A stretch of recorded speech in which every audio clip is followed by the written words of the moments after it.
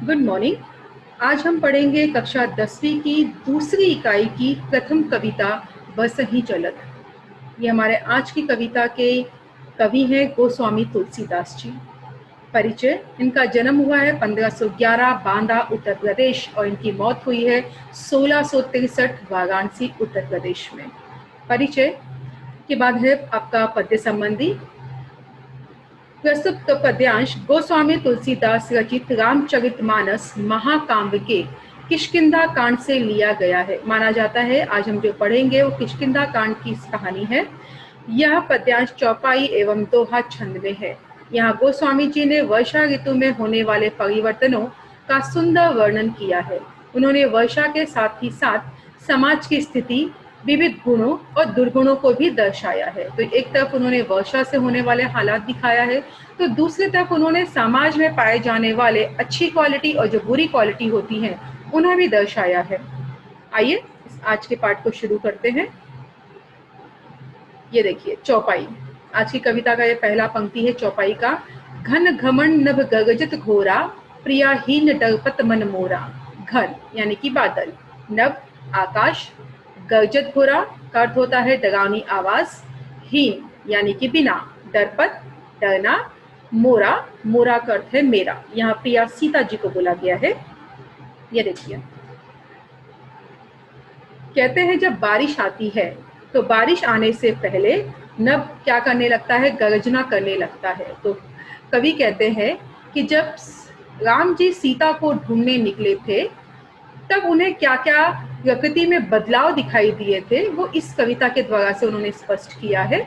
कविता का नाम है बरसहि चलत, यानी कि वर्षा द्वारा होने वाली, जो मेघों के द्वारा वर्षा होती है उसे कहा जाता है बरसहि चलत।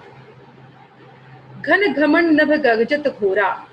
राम जी अपने भाई लक्ष्मण से कहते हैं कि हे लक्ष्मण, ये क्या, आज तो बादलों में को भी घमंड हो गया है, मानो आकाश में ये घुमंड घुमंड कर आवाजें निकाल रहे हैं और इस तरह से सामान्य लोगों को डराने की कोशिश कर रहे हैं।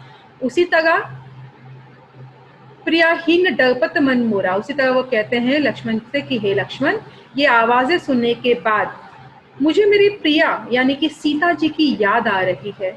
मुझे ऐसा लगता है मानो वो कैसे होंगी इस जंगल में अकेली हमारे बिना। तो इस तरह इस पहली पंक्ति में बताया गया है कि कैसे बादलों की आवाज से राम जी डर जाते हैं क्योंकि वो सीता जी के बारे में सोच रहे होते हैं। अगला, दामिनी दमक रही घन माही। दामिनी यानी बिजली, दमक यानी चमकना, घन माही का अर्थ होता है बादलों में। खल के प्रीति जथा थिर नाही। खल के प्रीति का अर्थ होता है दुष्ट का प्यार। जथा थिर नाही, जथा मतलब जैसे, थिर मतलब ठहराव यानी कि फिक्स। ये देखिए बादलों के घुमड़ने के बाद आकाश में अब क्या हो रही है, बिजली का चमकना शुरू हो गया। इस तरह बादलों के बीच बिजली का चमक देखकर राम जी फिर कहते हैं दामिनी दमक रही घन माही की हे लक्ष्मण, ये क्या, आज दामिनी कितना दमक रही है घन में और इसकी आवाजें हमें डरा रही हैं।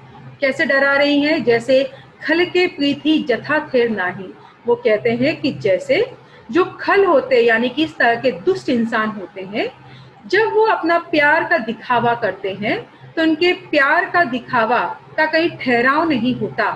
उसी तरह मानो आज ये बिजली रुकने का नाम नहीं ले रही है। ये देखिए यहाँ पे मैंने एक आईने में एक औरत दिखाई है।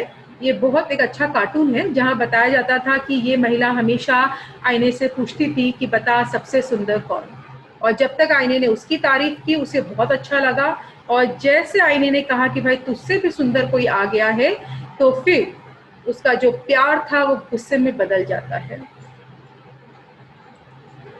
अगला, बसहि जलद भूमि नियारे, जथा नौही बुद्ध विद्या पाए। नियारे का मतलब होता है पास आकर, नौही नौरही का मतलब होता है छुपना, बुद्ध यानी कि विद्वान। ये देखिए अब क्या हो गया, बादल घुमड़े, बिजली चमकी, अब बरसात होने लगी।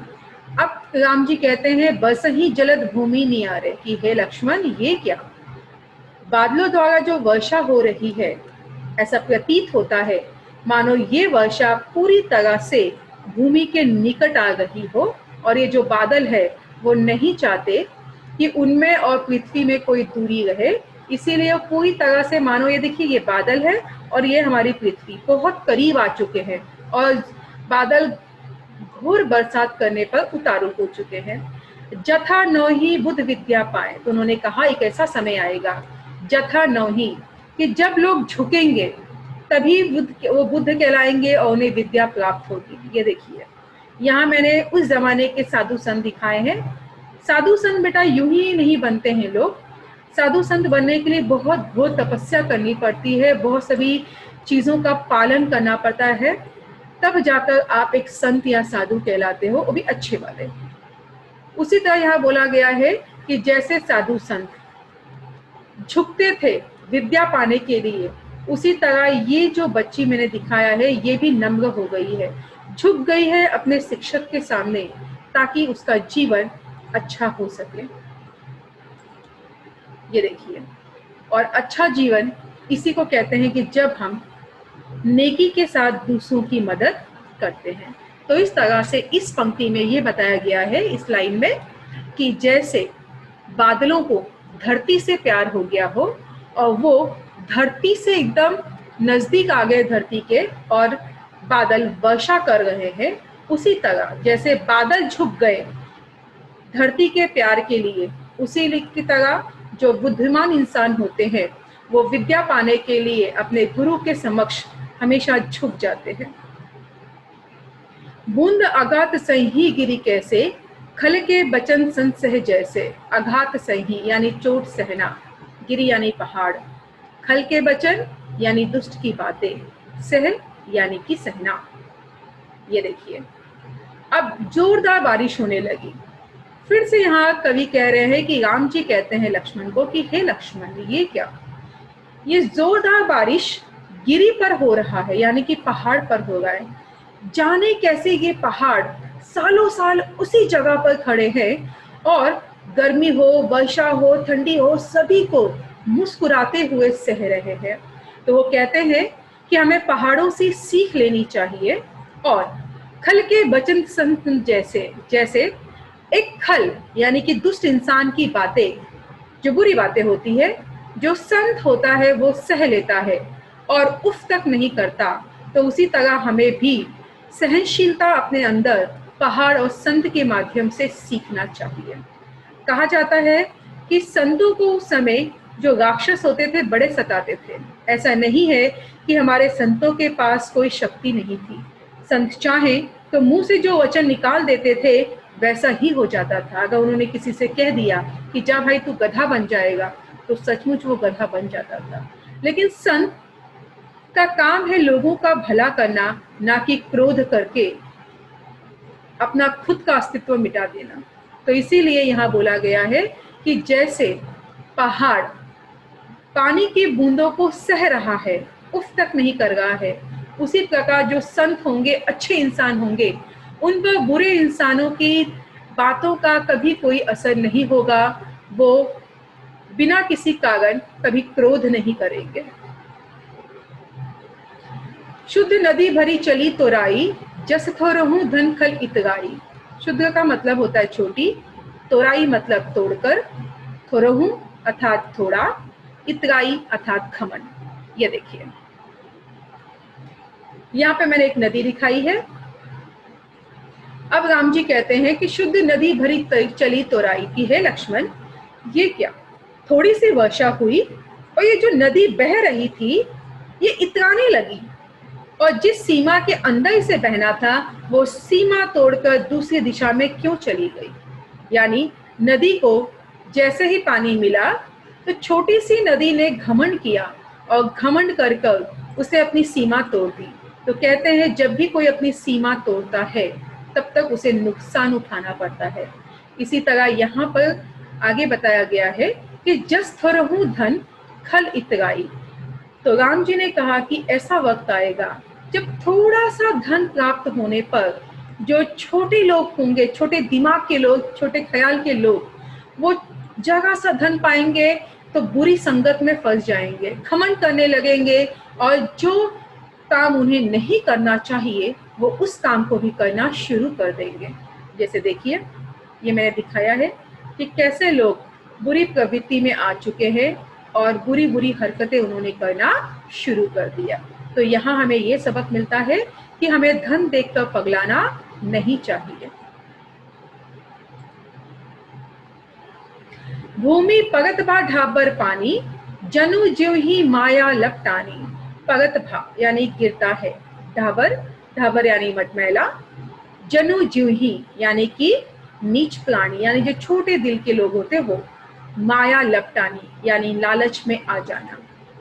ये देखिए, जमीन पर वर्षा हो रही है तो कवि कहते हैं भूमि परत भा ढाबर पानी, यानी जब बादलों से वर्षा निकली तो एकदम साफ सुथरी थी, लेकिन जैसे उसे मिट्टी यानी कि जमीन का साथ मिला तो वो क्या हो गई, उसके साथ मिलकर उसके संग मटमैली यानी कि ढाबर हो गई। यानी पानी ने अपना रंग मिट्टी से मिलने के बाद बदल दिया।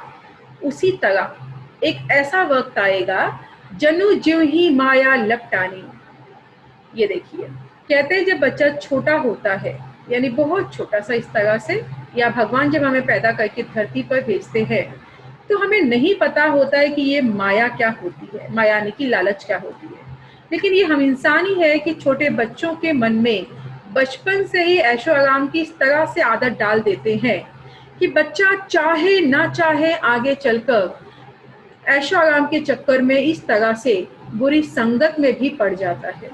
तो इस तरह से हमें यहाँ ये सीख मिलती है कि हमें नीच प्राणी नहीं बनना है, हमें हमारा दिल और दिमाग सही रखना है और लालच में ना आकर जो हमारा सही कर्म है वही हमें हमारा कर्म करते रहना चाहिए। ना कि पानी जैसे धरती पे मिली तो अपना रंग बदल दिया, वैसे पैसा मिलने पर हमें हमारी जो औकात है वो बदलनी नहीं चाहिए।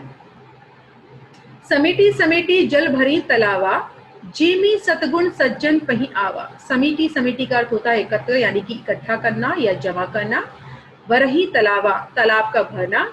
जिमी यानी जैसे, सद्गुण यानी कि अच्छे गुण। पही आवा का मतलब होता है पास आना, और सज्जन यानी कि अच्छा इंसान। ये देखिए, कवि कहते हैं कि एक एक बूंद से तालाब अपने आप को समेट लेता है, भर लेता है और दूसरों को वो पानी प्रदान करना शुरू कर देता है।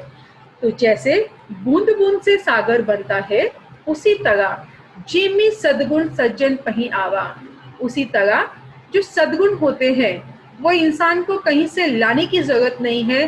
सद्गुण इंसान के अंदर अपने आप आ जाते हैं, यानी कि अच्छी क्वालिटी इंसान के अंदर अपने आप आ जाती है और वो सज्जन कहलाने लगता है। जैसे आप देख सकते हो यहाँ पे दो बच्चे हैं, छोटे, माता पिता के चरणों को स्पर्श कर रहे हैं। तो कहीं ना कहीं उन्होंने देखा होगा कि जो इनके अपने माता पिता हैं वो उनके अपने माता पिता यानी कि बच्चों के जो दादा दादी हैं उनकी सेवा कर रहे होंगे, उनके चरणों को छू रहे होंगे। तो बच्चे में ये सद्गुण अपने आप आ गया और वो समय जैसे जैसे बीतते गए वैसे वैसे बच्चे क्या हो गए, अपना सज्जन बनते गए। यानी ये जो गुड मैनर्स होती है ये बच्चों में तभी आती है जब परिवार के जो बड़े होते हैं इसका अपने जीवन में पालन करते हैं। तो यहाँ हमें ये सबक मिलता है कि माता पिता को चाहिए कि वो हमेशा अच्छे कर्म करे ताकि उनकी औलाद यानी कि आने वाली संतान में भी अच्छी आदतों का निर्माण हो सके। सरिता जल जल निधि महु जाई, होई अचल जीमी जीव हरि पाई। सरिता यानी नदी, जल निधि यानी समुद्र, महु जाई का अर्थ होता है में जाकर, अचल, अचल मतलब स्थिर हो जाना, फिक्स हो जाना। जीव, जीव मतलब प्राणी, यहाँ इंसानों को बोला गया है। हरि पाई मतलब ईश्वर को पाकर। ये देखिए, यहाँ बोला गया है कि सरिता जल, ये जो आप देख रहे हो यहाँ ये वाला जो पानी है ये सरिता यानी कि नदी का पानी है। नदी का पानी तब संतुष्ट होता है जब वो बड़े से इस तरह से जल निधि में जाकर समा जाता है। यानी एक नदी का जो जीवन है वो इस तरह समंदर में जाकर विलीन होने पर ही संतुष्ट होता है। उसी तरह बोला गया है कि इंसान का जीवन भी कब संतुष्ट होता है, तो होई अचल, कब हम अचल हो जाएंगे, कब संतुष्ट हो जाएंगे, जब जीव हरि पाई, जब जो हमारा ये जो प्राण है ये किसे पालेगा? हरि को पालेगा, यानी कि ईश्वर को पालेगा। या तो हमें स्वर्ग मिलता है या तो नरक मिलता है, और जब तक स्वर्ग या नरक नहीं मिलता तब तक इंसान का ये जो आत्मा होती है ये तड़पती रहती है, इसे शांति नहीं मिलती। तो इस तरह यहाँ बोला गया है कि मोह माया में कुछ नहीं रखा है, सब कुछ श्री हरि के चरणों में ही है। इसीलिए अच्छा कर्म कीजिए और मरने के बाद उनके चरणों में अपने लिए थोड़ी सी जगह बनाइए। दोहा, हरित भूमि तिन संकुल, समुझी पर ही नहीं पंख। हरित मतलब हरि, तिन संकुल यानी घासों का समूह, समुझी यानी समझना, पर ही यानी कि पता नहीं चलना, और पंथ का मतलब होता है रास्ता। ये देखिए, राम जी जब सीता को ढूंढ रहे थे तो वो अपने भाई लक्ष्मण से कहते कि हे लक्ष्मण, ये क्या, धरती हमारी कैसे दिख रही है? तो मानो पूरी भूमि हरी दिख रही है, हरित दिख रही है। और किस वजह से? तो ये घासों के समूह की वजह से, यानी कि हरित संकुल की कारण। अब यही दूसरी पिक्चर मैंने दिखाया है, ये मैंने रास्ता दिखाया है, जहां रास्ते के बीच यानी कि दो किनारों के बीच में जो रास्ता आपको दिख रहा है, यहाँ पर ये बच्ची अच्छे से भाग पा रही है। लेकिन अगर राम जी को यहाँ पर चलकर, इस घासों के समूह पे चलकर अगर रास्ता ढूंढना हो या सीता को ढूंढना हो तो उनके लिए ये मुमकिन नहीं था, क्योंकि सब जगह बड़ी बड़ी घास आ गई थी और मानो घासों ने सभी रास्तों को रोक लिया था। इसीलिए वो लक्ष्मण से कहते हैं कि हे लक्ष्मण, ये जो बड़ी बड़ी घासें हैं इनके वजह से आज मुझे रास्ता नहीं दिखाई दे रहा है, कैसे मैं अपनी सीता को ढूंढूं? जीमी पाखंड विवादते लुप्त होई सतगन। पाखंड यानी ढकोसला, यानी कि जो दिखावा होता है। विवादते का अर्थ होता है बुरे विचार। लुप्त होई यानी गायब होना। सदग्रंथ यानी अच्छे ग्रंथ। तो राम जी ने कहा, जैसे आज घासों ने मेरा रास्ता रोक लिया और मुझे रास्ता नहीं दिखाई दे रहा है आगे बढ़ने का, उसी तरह आगे चलकर ऐसे कई पाखंडी बाबा लोग पैदा होंगे जो क्या कर देंगे? पाखंड विवाद थे, जिनके ढकोसलों की वजह से लुप्त हुई सदगन, जो इस तरह से झूठी बातों को फैलाएंगे कि धर्म में जितनी लिखी गई ये बातें हैं सबको वो नाकार देंगे। और इस तरह ये पाखंडी लोग बार बार झूठ इतना बोलेंगे कि दुनिया में झूठ का बोलबाला हो जाएगा और अच्छे साधु संतों का अस्तित्व ही धीरे धीरे नष्ट होने लगेगा। और सचमुच आज समाज में ऐसा ही हो रहा है। आज कई ऐसे बाबा हो चुके हैं जिन्होंने अपने पाखंड से जनता को बहुत ज्यादा बेवकूफ बनाया है, बहुत ज्यादा कष्ट दिया है।